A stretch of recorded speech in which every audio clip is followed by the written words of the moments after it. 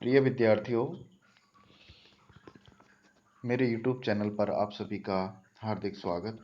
आज के इस वीडियो में हम अभिज्ञान शाकुंतलम महाकवि कालिदास द्वारा रचित जो विश्व प्रसिद्ध नाटक है अभिज्ञान शाकुंतलम, उसके चतुर्थ अंक के जो बचे हुए 2 पद्य हैं उनका आज हम इस वीडियो में अध्ययन करेंगे। इससे पहले वाले वीडियो में हम देखते हैं कि महर्षि कर्ण और शकुंतला की दोनों सखियां प्रियंवदा और अनुसुईया आश्रम से कुछ दूर तक सरोवर के तट तक अब शकुंतला को विदा करने के लिए आते हैं और महर्षि कण्व उनको लोकोचित तरीके से अपनी पुत्री को उपदेश देते हैं कि तुम्हें ससुराल में रहकर किस प्रकार का बर्ताव करना है, किस व्यक्ति के साथ किस प्रकार का व्यवहार करना है। अंत में जब जाने का समय हो जाता है तो जो वृद्धा तापसी गौतमी है, जो शकुंतला के साथ हस्तिनापुर जा रही है, वह कहती है कि जाने का समय व्यतीत हो रहा है, हमें चलना चाहिए। अंत में शकुंतला अपने पिता के गले लग करके और उनके चरण स्पर्श करके कहती हैं कि हे पिताजी, आपका तपश्चर्या करने के कारण आपका शरीर दिन प्रतिदिन दुर्बल हो चुका है, इसलिए आप मेरे लिए अधिक व्याकुल नहीं होना, दुखी नहीं होना। आप अपने शरीर पर ध्यान देना, अपने स्वास्थ्य पर ध्यान देना।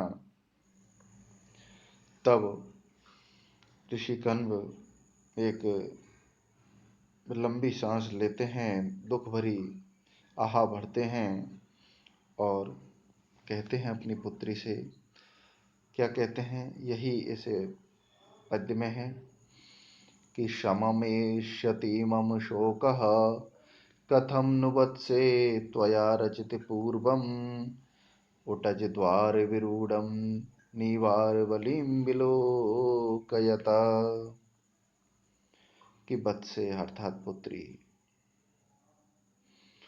त्वया रचित पूर्वम, तेरे द्वारा जो बनाई गई है, जो बना ऐसा उटज द्वार विरूढ़म, उटज यानी कुटिया के दो दरवाजे पर जो विरूढ़म उगे हुए हैं, ऐसे नीवार वलीम, नीवार नामक धान्य जो उगाया है, उसको विलोकयता देखते हुए, जो मम शोकः अर्थात आपके विरहजन्य जो दुख है, वो कथम नु, वह कैसे नहीं, शमम एष्यति, शांति को प्राप्त हो सकेगा। अर्थात तेरे द्वारा हे बेटी, जो तूने कुटिया के दरवाजे पर जो पशु पक्षियों के लिए निवार धान्य जो डाला था, वह उस समय उग आया है। उन उगे हुए धान्यों को देख करके मुझे आपकी बार बार याद आएगी।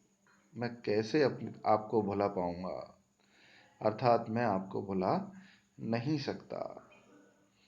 संबंध में कहते हैं कि हे पुत्री, तेरे द्वारा पहले पूजा के रूप में डाले गए जो कुटी के द्वार पर उग आए हैं, ऐसे नीवार के उपहार को देखते हुए मेरा शोक भला किस प्रकार कम हो सकेगा। अर्थात उन्हें देख करके तेरे द्वारा बनाई हुई जो चीजें हैं आश्रम में,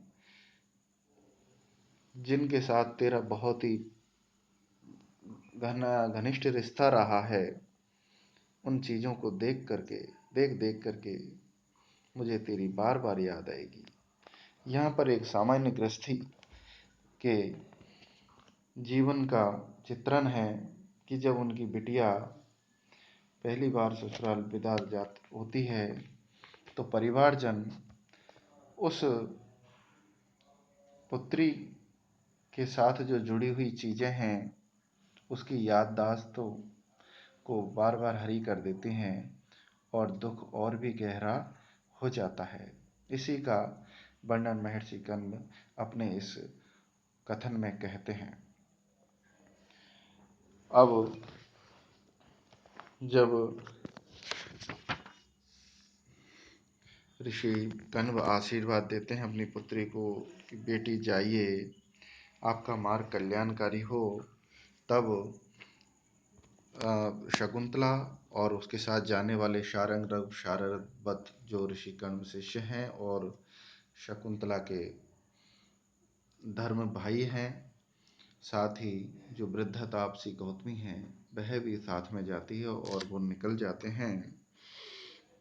कुछ दूर तक दोनों सखियां उनको देखती रहती हैं और अंत में वो दूर जा कर के आंखों से ओझल हो जाते हैं, अर्थात वो आगे चले जाते हैं। तब महर्षि कण्व दोनों सखियां शकुंतला की जो हैं अनुसुईया और प्रियंवदा उनसे कहते हैं कि बेटी चलो आश्रम को लौट चलते हैं। तब वे कहती हैं कि हे पिताजी,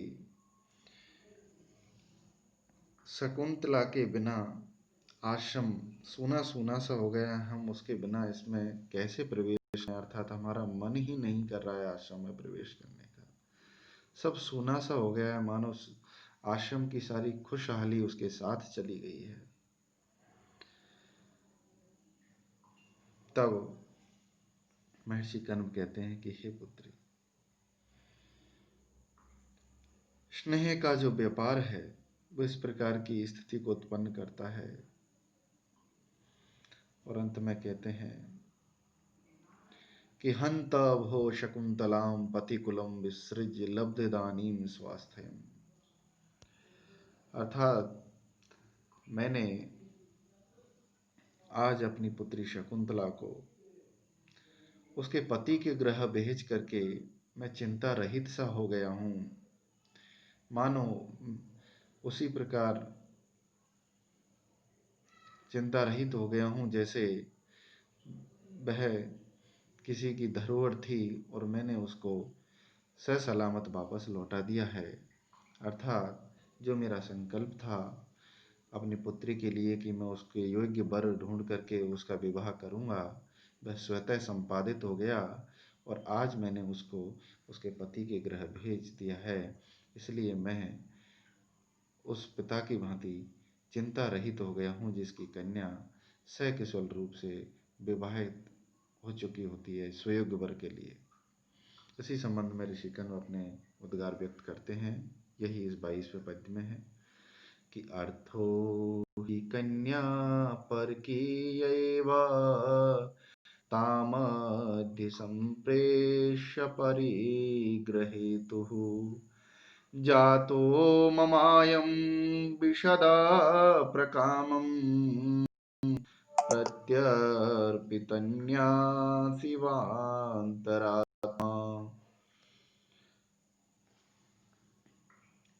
कन्या ही यानी निश्चय ही, परकीय एव पराया ही अर्थ यानी धन होती है। अद्य यानी आज,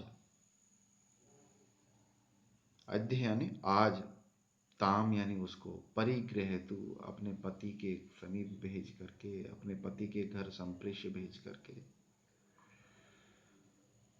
अयम यानी यह अंतरात्मा जो मेरी अंतरात्मा है, वह प्रत्यर्पित न्यास एव मानो धरोहर, मैंने किसी की धरोहर जो लौटा दी गई है उस भांति प्रकामम अत्यधिक, विशदः